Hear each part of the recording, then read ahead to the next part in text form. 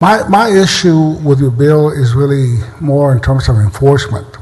My position is that these issues ought to be best left to the local communities, to the school districts, to the parents, to the students, to the PTA. And you talk about guidance. We complain about the federal government and the letter they sent trying to impose their rules, their morality, if you will, which I don't agree in terms of what we're talking about in our bathrooms with our students. To me, those are issues that are decided by a local community, not by the state or not by the federal government, because every community is different. Now, on your enforcement, does it provide for having a guard at every bathroom door? No, of course not. Okay, so how do you enforce it? That means that let's take an example. We heard in Dripping Springs where there was the young child that testified last week who they complained to their parents, actually, that there was a young boy in their bathroom, and the policy had been set by that ISD unbeknownst to the parents, or not without public involvement. So this bill allows for a way for a child like that and parents to say, if this bill were to pass, again, giving guideposts to say in multiple occupancy dressing rooms, locker rooms, restrooms, showers, that it will be guided by the current birth certificate, and that if a school district were to violate that, then there were remedies. In our public settings... And let me interrupt you, because I understand that. But I guess what I'm looking at is there would be no immediate remedy if a transgender person went into the wrong bathroom?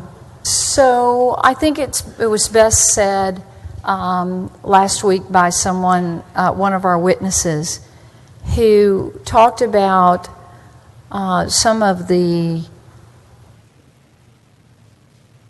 different city ordinances that we've seen passed. Dallas has one. Again, we've spoken to Houston defeating one. She said it best, and I'll say it like this.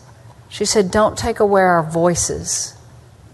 When you're threatened, like the young jogger that recently, I think it was last week, in the state of Washington, was jogging and stopped in a public restroom and was attacked by a male. No one pretending to look like that." That's very different than what I'm asking. Obviously, if somebody is attacked or raped or is assaulted in the bathroom, that's an immediate response needed from the police or other local enforcement. But that's not what the bill does. Your bill doesn't have any enforcement mechanism for... The enforcement mechanism is for me to be able to, one, if I felt uncomfortable, if I were in the public restroom, say here in the Capitol, the immediate effect would be that I could call DPS, I could call 911, I could go find DPS. Well, you can do that without this bill. There's nothing against the law for a man to be in a restroom in the state of Texas. Well, there is laws for a man to be in a woman's bathroom or restroom. And I can read you the statutes.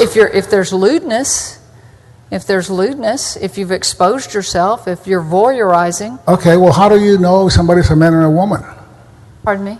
How do you know if someone is a man or a woman when they walk into your bathroom? If I walked into your restroom, I think you would think that I was a woman. But isn't that many times subjective opinion by the person that's observing? It could be. That's why we say that it is guided by the current birth certificate. Well, I know we talked and discussed that at length, but the reality is, who's going to check the birth certificate at the door? No one is. It's more of a feeling of safety that women, that when they go into a restroom, that they know that there isn't a man there. And but for the erosion of a policy, where we have, again, guideposts, where the Houston ordinance speaks to that. Mine's more specific. It gets down to something that might be a little more enforceable with a birth certificate. Well, what may be good for Houston may not be good for McAllen. What's good for McAllen may not be good for El Paso. I think every community has a different way of handling this type of situation. And I don't think that we should be providing guideposts on issues that are as sensitive as transgender and the use of bathrooms in our public schools. To me, your legislation doesn't have any type of enforcement mechanism. There are already laws in the books to deal with some of the examples you gave, such as sexual assault or a man, obviously a male, going into a woman's bathroom. I think this bill legislation is more in terms of discrimination against a certain group of our citizens, and especially transgender people. I mean, that's my opinion, and I just don't see it any other way. I certainly